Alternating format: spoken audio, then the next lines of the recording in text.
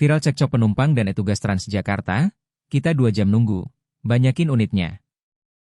Cekcok terjadi antara sejumlah penumpang dan petugas Transjakarta di halte setelah penumpang mengaku menunggu bus hingga 2 jam tanpa kepastian. Petugas Transjakarta terlihat membuka pintu bus rute 1A Pantai Maju, Balai Kota.